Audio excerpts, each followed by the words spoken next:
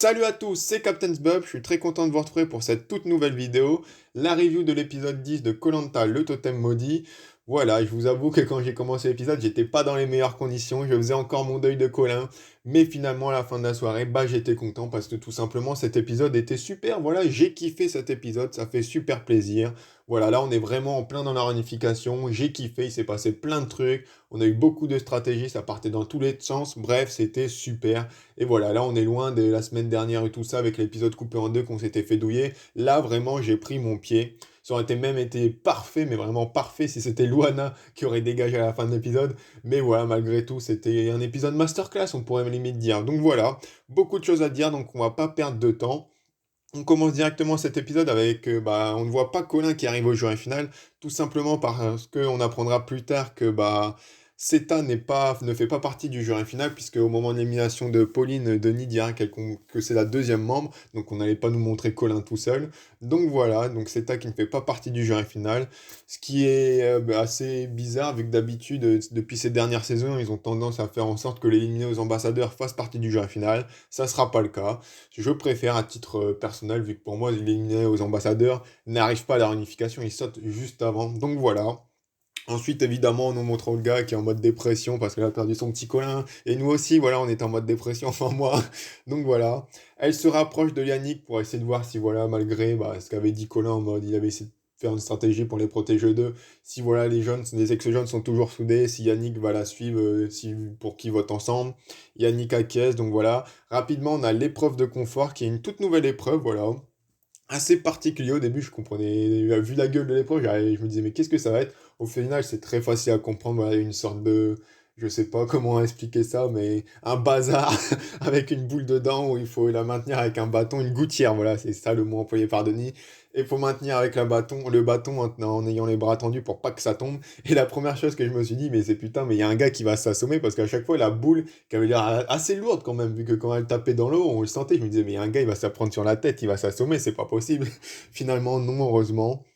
Donc la récompense de cette épreuve, c'était une douche, j'ai envie de dire, on s'en bat les couilles, un massage, j'ai envie de dire, on s'en bat les couilles, et de la bouffe, voilà, pour moi, il n'y a que la bouffe qui m'intéresse. Alors après, c'est sympa de se faire masser, mais vu qu'on va le voir plus tard que c'était sur un petit truc au milieu de l'eau, moi j'aurais été capable de vomir, même si ça bougeait pas beaucoup, donc je sais pas si j'aurais kiffé.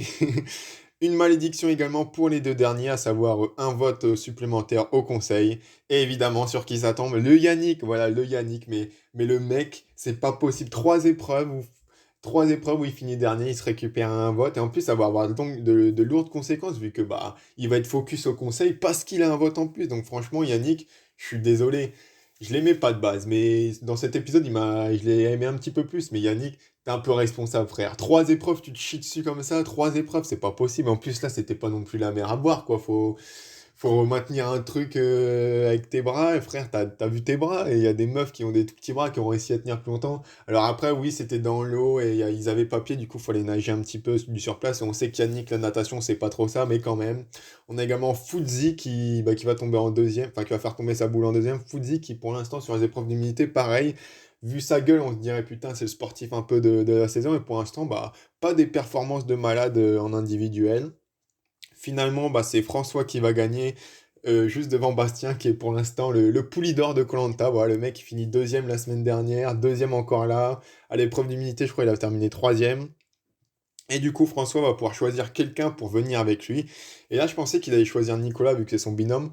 Mais finalement, il choisit Ambre, et en fait, c'est plutôt logique, ouais, que voilà, ça permet de pas griller que Nicolas, c'est l'agent d'eau, parce que Nicolas, on en reparlera, parce que c'est une dinguerie, lui. Donc voilà, ils vont profiter du confort, se laver, se brosser les dents. J'ai envie de dire, putain, tu te brosses les dents juste avant de bouffer, c'est un petit peu chelou, mais bon, c'est pas grave. Pendant ce temps-là, sur le camp réunifié, ça va encore jaser sur Maxime, en mode, oui, Maxime, il est relou avec la bouffe, Maxime, il est casse-couille. Voilà, Maxime, c'est putain, mais tout le monde il y a une alliance contre lui. Alors au final, il va pas être éliminé, mais tout le monde jase sur son dos, tout le monde parle de l'éliminer. À chaque fois, à chaque conseil, ça va être Maxime, et est-ce qu'on va le dégager ou pas? Puis il y a l'histoire du voleur de manioc. Voilà, il y avait quelqu'un qui avait laissé un bol de manioc pour Fudzi, et le matin, il y est plus. Et évidemment, la première personne qu'on accuse, c'est Maxime. Alors moi, je pense personnellement que c'est un petit singe ou je sais pas quoi qu'il a pris, parce que voilà. D'ailleurs, je parle de petits singes, mais où sont les serpents? Voilà, on nous avait dit au début de la saison, c'était l'île aux serpents. On a vu peut-être un serpent au tout début de la saison quand François s'était réveillé et l'avait tué, mais depuis on n'a plus vu de serpent, enfin c'est pas grave. Ensuite, on a l'épreuve d'immunité, donc qui était une épreuve éliminatoire, on l'avait vu dans le teasing. L'épreuve du grappin, voilà. Souvent, c'est cette épreuve qui est utilisée pour la première épreuve éliminatoire, car je vous dis direct qu'il n'y en aura pas qu'une, voilà, on le sait. Il y en aura au minimum deux, voire trois, je pense.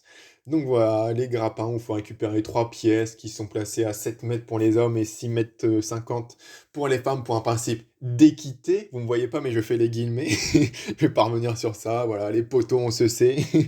Bref, c'est assez serré au début. Finalement, c'est François qui gagne cette épreuve et derrière, ça va s'enchaîner assez vite. Donc François qui fait le doublé, voilà, bravo à lui. François qui était un perso, enfin un perso, je parle comme si c'était un perso de jeu vidéo, un candidat qui au début, je me disais, ok, c'est Monsieur Peck, mais hormis ça, et franchement, même si j'ai pas un coup de cœur sur ce candidat, bah, force est de constater qu'il est plutôt assez complet, fort aux épreuves, survie ça a l'air plutôt pas mal, social il a l'air bah, un bon social vu qu'il arrive à bien fédérer ses troupes, et un bon stratège pour l'instant, voilà, il veut garder la majorité, il a son petit agent double avec Nicolas, ce qui lui fait aussi une petite alliance secrète, donc voilà, plutôt pas mal. Et finalement, ouais, je me disais, ça va être Maxime à tous les coups qui va se chier dessus et qui va partir sur ça, et non, ça va se jouer entre Pauline et Anne-Sophie, donc une ex jaune et une ex rouge. Je vous avoue que je m'en battais un peu les couilles de qui partait parce que les deux, bah, je m'en battais un peu les couilles. Après, je préférais légèrement plus Anne-Sophie et surtout, je préférais que ce soit Anne-Sophie qui reste pour aider Olga et puis pour laisser une chance aux ex-jeunes, déjà qu'ils étaient dans la merde. Finalement, Pauline va rater. Enfin, Anne-Sophie va plutôt réussir et Pauline va être éliminée. Et là, j'ai noté parce qu'il y a eu des pépites. Alors, on a Denis qui nous sort. Vous vous rendez compte, Pauline, de l'émotion que vous suscitez? J'ai envie de dire, Denis, putain, chaque année, il y a une épreuve éliminatoire. Chaque année, peu importe qui est éliminé, tout le monde chiale. J'ai envie de dire, c'est pas propre à Pauline, arrête tes conneries. On a François après qui nous dit, oh, c'est ma petite sœur, j'étais prêt à lui donner mon collier. On a vu ça au conseil précédent où tu as gardé ton collier pour toi tout seul, alors que tu savais très bien que tu n'étais pas du tout en danger. Donc voilà, hypocrisie, tu me tiens. Donc voilà, Pauline qui dit ses adieux à tout le monde et se casse. J'ai noté ça parce que ça m'a choqué. Au moment où François prend le totem et voilà, pour célébrer, il tape dessus et le totem, mais il fait un vieux bruit de bois, mais vraiment un vieux bruit de main. Il fait poc poc, c'est dégueulasse le bruit que ça fait, mais c'est pas grave. Denis qui informe également bah, les aventuriers que des colis ont été cachés. J'ai envie de dire, ils avaient pas entendu que tu le dises pour chercher, vu qu'on voyait déjà Olga en parler et tout ça. Et là, ça va partir en steak. Là, ça va partir de tous les côtés. Fallait pas l'épicer, fallait pas cligner des yeux parce que tu partais 5 minutes aller te faire un café. Bon, en même temps, qu'est-ce que tu te fais un café à 23 h, mais t'allais 5 minutes boire un coup, tu revenais, t'étais perdu parce que là, c'est parti dans tous les sens. On a d'abord bah, les ex-rouges qui s'organisent autour pour faire une stratégie pour protéger Fuzzy. Parce que Fuzzy a une voix en plus, et vu que les ex-rouges ont perdu Pauline, si tous les ex-jeunes votent Fuzzy et que tous les ex-rouges votent le même ex-jeune, ça fait égalité. Donc Fuzzy est en danger, et le seul moyen de se le sauver, c'est de voter Yannick, car il a également un vote en plus à cause de sa magnifique performance à l'épreuve de confort. Sauf que les ex-rouges ont des scrupules à voter Yannick, parce que Yannick c'est le bon pote de tout le monde, je ne sais pas pourquoi, mais c'est le bon pote de tout le monde, on va dire qu'il est rigolo.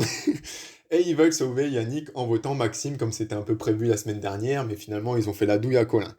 Sauf que bah, François il n'entend pas comme ça, car il veut garder la suprématie, plus voilà, c'est plus intéressant de garder Maxime, donc ils veulent voter un ex-jeune, mais autre que Yannick, donc ils pensent par exemple à Bastien. Sauf qu'ils ont peur que s'ils font ça, bah, tous les jeunes votent Fuzzy et que ça soit lui qui dégage. Donc voilà, c'est déjà compliqué, mais c'est pas fini.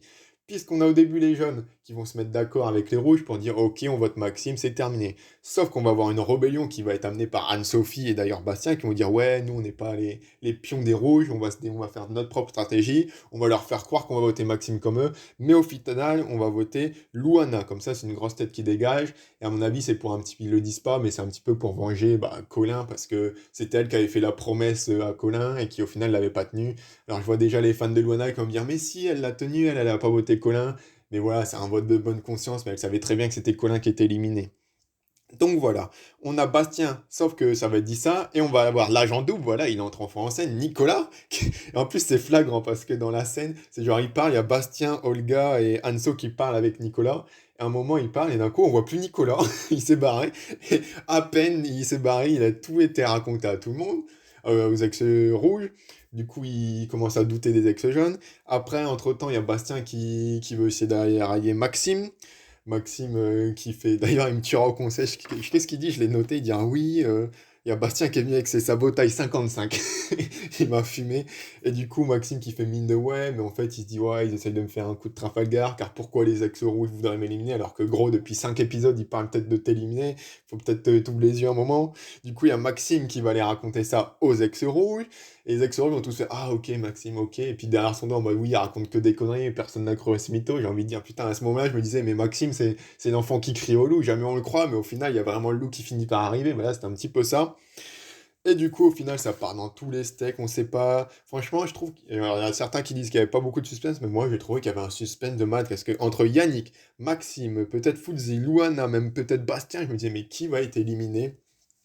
Il y a le conseil, on nous montre aucun vote, parce que bah, c'est logique, si on nous montre, il suffit qu'on nous montre un vote et tout le monde, ça va être, bah, on va savoir la stratégie qui va être mise en place. J'ai noté encore une pépite de Denis qui nous dit juste avant Dieu vote.